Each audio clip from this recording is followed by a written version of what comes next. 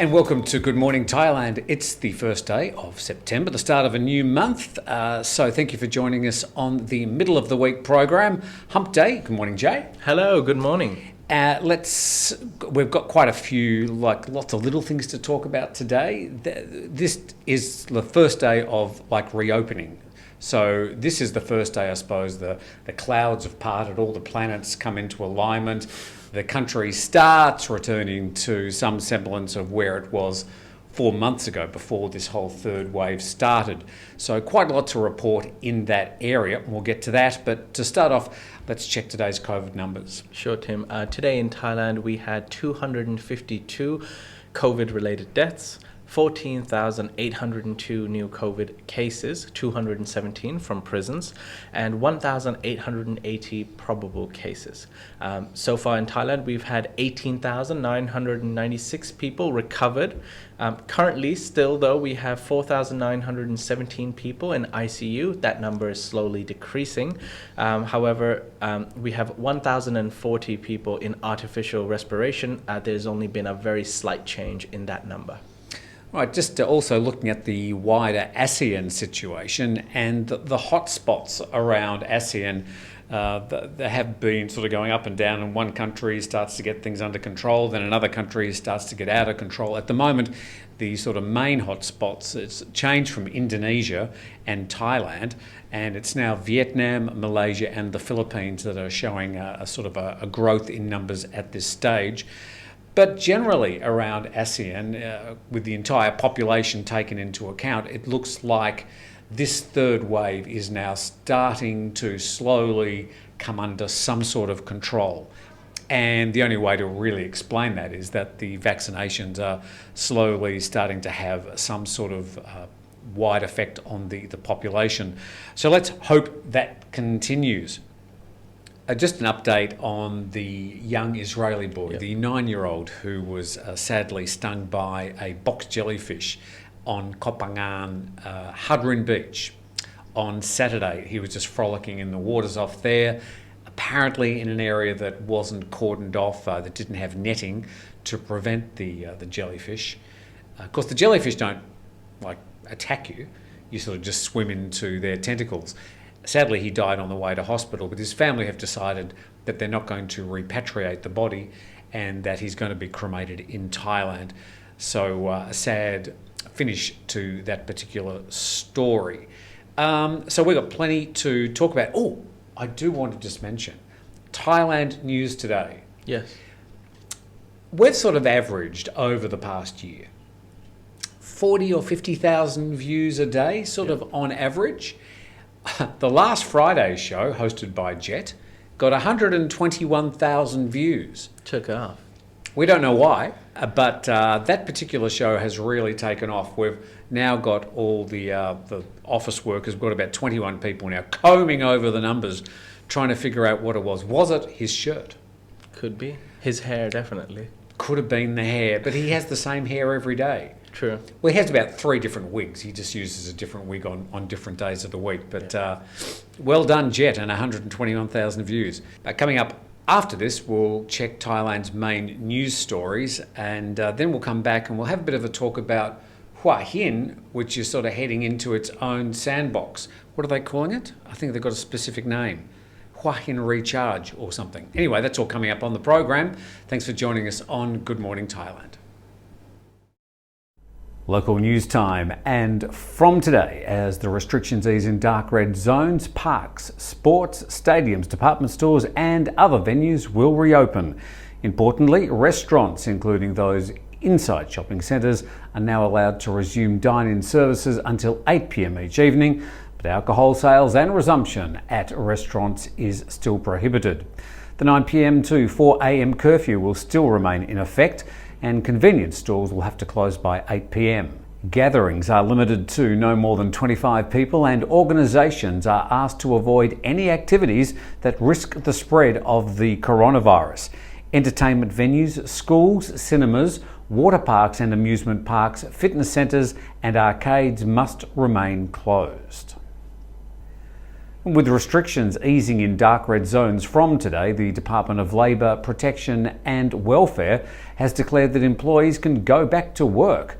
The department has declared that employers are required to summon all employees back to work and pay them accordingly. The department says employees are expected to return to work as usual, and if they fail to do so or take a vacation without permission, the employee will be considered absent. Employees who miss work for more than 3 days in a row without good reason may be fired without pay, according to the department. The Thai PM Prayut Chan-o-cha has spent the first day of a 4-day no-confidence debate fending off allegations of embezzling funds and paying off politicians in return for political support and favours. He challenged the opposition MPs making the allegations to come up with evidence, saying he insisted his government performed its duties with honesty. Also on the no-confidence hit list is the Public Health Minister Anutin, who faces a barrage of allegations about the procurement process for vaccines. The no-confidence hearings run in Thai Parliament for the rest of this week. The CCSA confirmed 257 new COVID infections on the southern sandbox island of Phuket yesterday, more than the number of new tourists arriving from overseas. 2 of the newly infected people were sandbox tourists. The total number of infected people is now 4,074 for the island since the start of April, when the third wave kicked off. 1,800 people are currently under medical care on the island. Meanwhile, the Phuket governor has clarified a statement he made on Monday, denying reports of people escaping from a hotel acting as a quarantine centre. Yesterday, he confirmed that 2 infected patients had in fact fled from the premises situated in Karon. He also said they had returned to the facility by themselves. Just popped out to 7-Eleven, I think. Hua Hin's Sandbox program will feature no quarantine, same as the Phuket model. The local tourist association is aiming at October the 1st as the launch date for Hua Hin Recharge. At this stage, nearly 60% of the population have received their first COVID vaccine, 22% are fully inoculated. They're aiming at a random figure of 100,000 tourist visitors for the last 3 months of this year, which would be a much higher rate of arrivals than Phuket. Under the operating procedures, vaccinated tourists will have to take a PCR test at the airport and then transfer directly to the hotel. They can then roam freely within Hua Hin after getting a negative test result.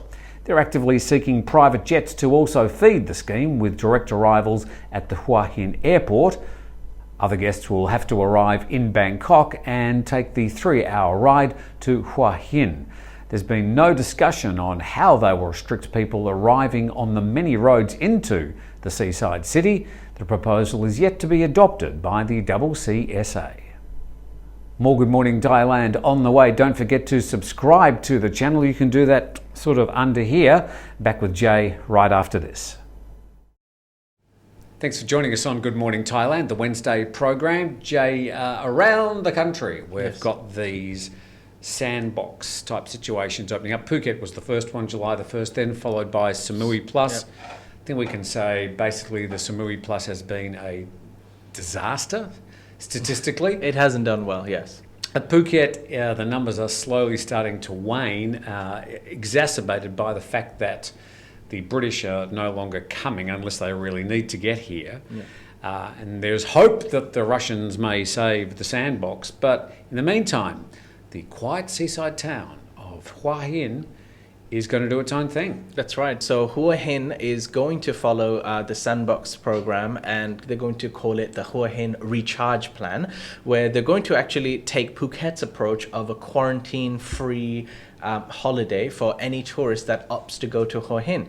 And the scheme eyes to have at least 100,000 arrivals by the end of the year. 100,000? That is a very high number. I don't know if they're actually going to achieve it. It is very optimistic, but it's good to be positive rather than negative. However, right, so anyone who opts to go to Hua Hin will have a quarantine-free approach, and Hua Hin in general wants to have herd immunity by October 1st, because that is when they are trying to reopen. Well, that's like only a month away. My questions about the Hua Hin sandbox is where are the people coming from? Are they arriving at the airport? Because I am not aware of any international flights That's right. scheduled into Hua Hin Airport. So they're going to have to arrive at Bangkok and Suvarnabhumi and then probably take a drive 3-hour down. drive. Yeah, that's correct. I think it's about 2 hours. It's not that far from Bangkok. I checked on Google this morning because I thought it might be up to 4 hours because Suvarnabhumi Airport is on the opposite side of Bangkok compared to Hua Hin. But if you take all the highways and things and the freeways, it says it's just over 3 hours. Oh, okay, I stand corrected. I did check. Yeah.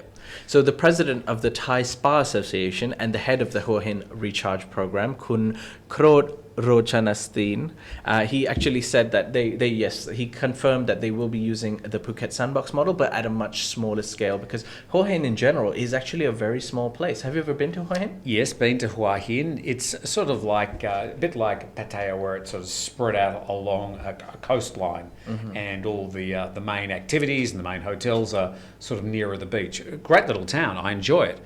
I'm wondering though, how do they control the flow of people, unvaccinated people, assumedly, in and out of the area? It's easy on Phuket. You just close the checkpoint. Yes. And you control people coming through the airport. But in Hua Hin, you've got the main highway. You've got all the roads coming in from the west of Hua Hin that lead up to the hinterland and the Myanmar border. How do you control all these people? I don't understand how these sandbox type schemes work, which are sort of an artificial quarantine where you're saying we're going to turn the whole area into a quarantine. You come here, you stay 14 days, that serves as your quarantine, and then you can go to other parts of Thailand. I just don't understand. It's not explained by these enthusiastic tourism people. Yeah. If the idea is just to open up Thailand and call these sandbox, if they're just regional promotions, well, so be it. But to even try and describe this as some way of quarantining the area, there's just no medical evidence to show or any suggestions as to how they're going to control people coming in and out of Hua Hin. Well, maybe, they're trying to achieve herd immunity, so maybe that's their plan. Phuket Sandbox had an initial aim of 70% of the people to be vaccinated before they allowed people in. However, Hua Hin currently is only 55% of the people are actually vaccinated. And amongst the 55%, only 59.2% have received the first dose, and 22.2% have received both the doses. So they've got a lot of work to do this month to get up to that 70%. Yeah. But then again, the sandbox in Phuket opened without reaching the 70%. That's right. And they're quite good at moving the goalposts. I just noticed a headline that's just popped up on the Thaiger.com. It says the Phuket officials look to vaccinated domestic visitors for a tourism lifeline. So with the number of international tourists starting to sag in Phuket, of course they're wanting domestic tourists to try and make up the numbers. And the same situation would be in Hua Hin as well. That's right, Tim. And that's exactly what I thought, that they might have actually made this move hearing about the news of Hua Hin opening, because let's say a lot of the locals from Bangkok love to travel. And if you could just take a 2-hour drive to Hua Hin, I don't know if they would go through all the trouble of flying to Phuket and doing the same thing if you could do it in Hua Hin. So my question, are they going to have checkpoints in Hua Hin from the north and the south, and the west, I assume, and they're going to say, okay, show us your vaccination, show us your PCR test. I mean, there's going to be long queues of people trying to get along the Pet Kasam highway. A very, very long queue. Don't fully understand it. And you also have to go through Hua Hin to reach a lot of places, so it's also... It's going to annoy a lot of travelers or people traveling to work or back to their hometown. Anyway, between now and the 1st of October, there's a lot of daylight. We'll just have to see how the details flesh out. But I've got a lot of questions. Let's move to another one. There, bit of shenanigans in Parliament. Right, Tim. So let's talk about the no confidence vote. Now, Tim, for anyone who is unaware of what this is all about, tell us what has been going on in Thai Parliament. Well, generally this week there's a 4-day debate. It's a no confidence motion against Prayut and 5 of his other ministers in the Bumjai Thai and Palang Pracharat parties. I think one of them is a Democrat as well. So they're all serving ministers, and the opposition have this no confidence vote. It's the third time since the 2019 election. And again, the main discussion is about the handling of the COVID crisis, also saying that they've botched the vaccine rollout. And it's not just the Prime Minister, but also the Public Health Minister, who are under fire during this no confidence vote. Right. So, Tim, another question I have for you is so the Pheu Thai party is leading this parliamentary no confidence vote.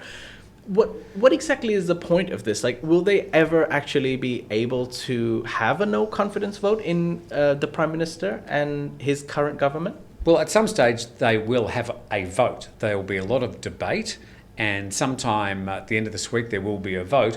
But 99 times out of 100 in these no confidence votes in parliamentary systems, the people vote on party lines. So all the people with the Palang Pracharath coalition will vote, no, nothing going on here. And on the other side, the opposition will vote for a no confidence vote, and it will fail because they don't have the numbers. The possibility of a coalition member walking the floor or crossing the floor unlikely, and voting with the opposition would be unlikely. I mean, they would just be kicked out as an MP or as a member of the coalition immediately. Right. Because the government and the Prime Minister has defended itself against all accusations of corruption in its procurement of the COVID-19 vaccines. And basically any allegation that has been made against the current government has been denied and said that it is untrue. So my question is, will this actually have an effect? Will this actually bring a change? Because, we look at the impeachment of presidents in America, and that becomes global news. But like you said, this is the third time this has happened. Is there actually going to be a change? The reality is, Jay, that the no confidence vote is very likely to fail. But what it does is it brings the discussion into the public domain, so that the media, including us, will be talking about it. We'll be talking about the topics that are being brought up. So it's political theatre.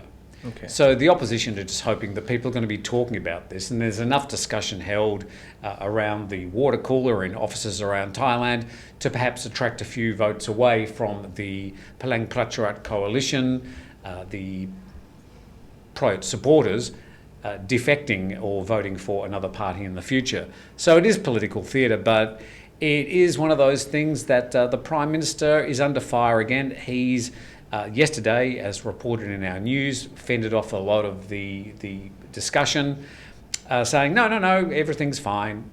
And there's nothing much the opposition can do except just pushing and prodding and trying to get the Prime Minister or all the other people who are under fire saying something that is recorded in Parliament that might come back to bite them in the future.